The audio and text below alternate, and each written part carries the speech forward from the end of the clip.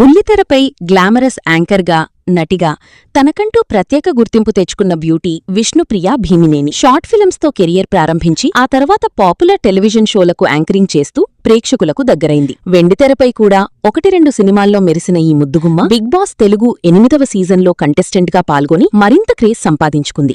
అయితే కెరియర్ పరంగా ఎంత గుర్తింపు తెచ్చుకుందో తన బోల్డ్ యాటిట్యూడ్, సోషల్ మీడియాలో అడల్ట్ పోస్టుల ద్వారా అంతకంటే ఎక్కువే వివాదాల్లో నిలుస్తూ తరచూ టాక్ ఆఫ్ ది ఇండస్ట్రీగా మారుతోంది. గత కొన్నాళ్లుగా విష్ణుప్రియ పేరు సోషల్ మీడియాలో విపరీతంగా ట్రోలవుతోంది.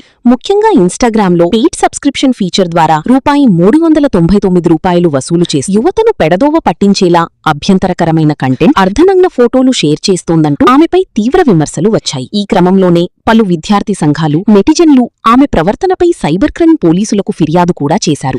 మరోవైపు తన సబ్స్క్రిప్షన్ కంటెంట్పై అసభ్యకరమైన వీడియోలు చేస్తూ తన పరువుకు భంగం కలిగిస్తోందంటూ ప్లే లైక్ ఇన్కాగ్నిటో అనే యూట్యూబ్ ఛానల్పై విష్ణుప్రియ ఎదురు కేసు పెట్టింది. అలాగే తనపై జరుగుతున్న ఆన్లైన్ వేధింపులు, క్యారెక్టర్ అసాసినేషన్పై మియాపూర్ పోలీసులను సైతం ఆశ్రయించింది. ఈ సబ్స్క్రిప్షన్ వివాదం కాస్త సర్దుమణుగుతోంది అనుకునే లోటే విష్ణుప్రియ తాజాగా మరో బాంబు పీల్చింది. రూ. 399 కట్టి సబ్స్క్రైబ్ చేసుకున్న ఫాలోవర్లతో 2 రోజుల క్రితం ఆమె ప్రత్యేకంగా ఒక లైవ్ సెషన్లో మాట్లాడింది. ఆ సమయంలో ఓ నెటిజన్ అడిగిన ప్రశ్నకు ఏమాత్రం మొహమాటం లేకుండా తన బాడీ కౌంట్ 5 అని వెల్లడించింది. అంటే గతంలో తాను 5గురితో రిలేషన్షిప్లో ఉండి వారితో రొమాన్స్ చేసినట్లు బహిరంగంగా ఒప్పుకుంది. సాధారణంగా సెలబ్రిటీలు వ్యక్తిగత విషయాలను దాచిపెట్టే ప్రయత్నం చేస్తారు. కానీ విష్ణుప్రియ ఇలా ఓపెన్ గా మాట్లాడటంతో ఈ వీడియో కాస్త సోషల్ మీడియాను షేక్ చేస్తోంది. ఈ వ్యాఖ్యలపై సోషల్ మీడియాలో భిన్నాభిప్రాయాలు వ్యక్తమవుతున్నాయి. ఎక్కువ శాతం మంది నెటిజన్లు ఆమెపై తీవ్ర స్థాయిలో మండిపడుతున్నారు. డబ్బుల కోసం, పబ్లిసిటీ కోసం ఎంతకైనా తెగిస్తారా అంటూ కొందరు నిప్పులు చెరుగుతుంటే సమాజంలో అమ్మాయిలకు ఇలాంటి వ్యాఖ్యలు ఎలాంటి సందేశాన్ని ఇస్తాయి